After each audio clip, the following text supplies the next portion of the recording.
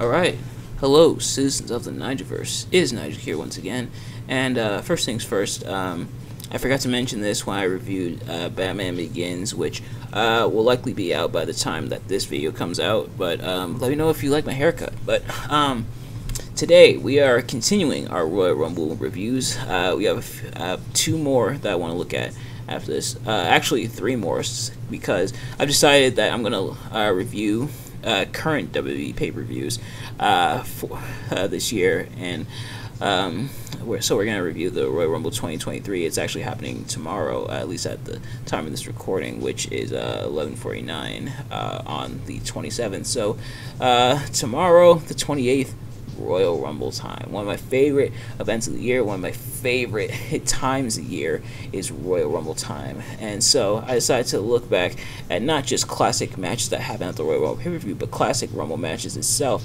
And we are continuing that with the 2001 Royal Rumble. Considered by quite a few to be one of the best Rumbles. Well, is it? Let's find out. But for starters, I'm not a professional, wrestling reviewer or analyst, just a man who enjoys a good time. And for the most part, I had a pretty good time with this Rumble. There was some good, some not as good, but still a fun time for the most part throughout. So without further ado, let's get right into it. Starting with what I liked about the Rumble. I feel like the talent pool was really good. You had guys like the winner of this Rumble, which was Stone Cold Steve Austin, and the only WWE superstar to have won 3 Royal Rumble matches. You had Kane, who had the most eliminations at 11 eliminations. Before that was broken in 2014 by Roman Reigns, and then that got broken by Brock Lesnar in 2020. Roman Reigns broke it with 12, Brock Lesnar broke it with 15, if I'm not mistaken. But yeah. So, I think Braun Strowman's probably does count, because Braun Strowman eliminated 13 at the Greatest Royal Rumble. I don't know if you count that as a Royal Rumble. I kind of don't, but I kind of do, but I kind of don't. But yeah, so you had Kane, you had The Rock, you had The Undertaker, who was in the American Badass gimmick. You had The Big Show making his return. So just a good talent pool for this Rumble. You had people like Haku making their return, and Big Show, like I mentioned. You had some guys who were in some interesting gimmicks, such as like K-Quick and the One Billy Gunn.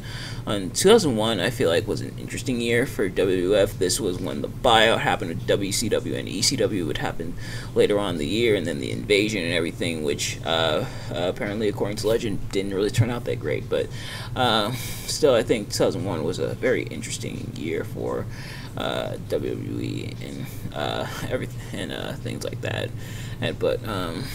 But the Rumble, like as I mentioned before, pretty good talent pool.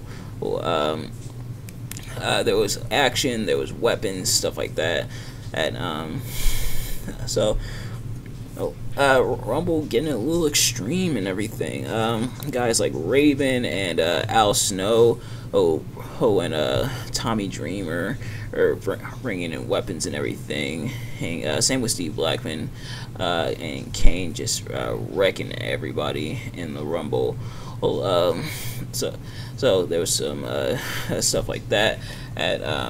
But there was also some comedy with Drew Carey coming in, and so this Rumble had quite a bit of mix of a lot of different stuff going on with it, which I think is pretty cool, and that I think is one of the things that a lot of people love about the Royal Rumble, not just as a match, but as an event.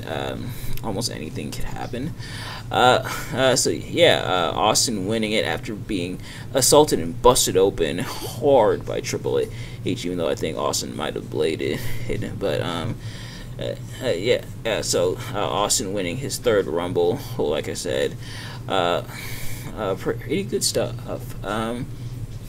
In terms of what I didn't really like about it, and this is kind of a nitpicky thing, I feel like I feel like people might not like the Drew Carey stuff because it might be like, oh, they're wasting a spot on just like a joke thing with Drew Carey. But sometimes you need a little comedy, and it's not like WWE hasn't worked with celebrities before, and it's not like Drew Carey eliminated anybody. The Hardy Boys eliminated himself. Kane came in. Drew Carey tried to give him money, and then once Kane started brawling with I think Raven, it was, who came out. Next. Drew Carey was done for the night, so he didn't really hurt anybody per se, and it didn't really negatively affect the Rumble match that much. But other than that, a pretty solid Rumble match on the whole.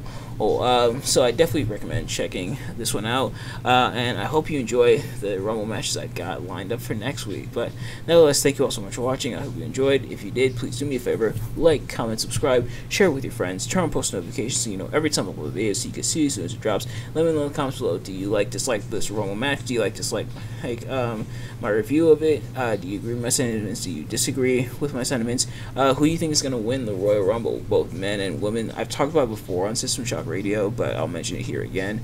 For the men, I think either Cody Rhodes or a lot of people said Sami Zayn, which Sami, I feel like, is kind of like The Rock, where he doesn't necessarily need it to challenge for the world title. He'll be like okay without it, but honestly, I wouldn't be mad if Sami Zayn won the Rumble.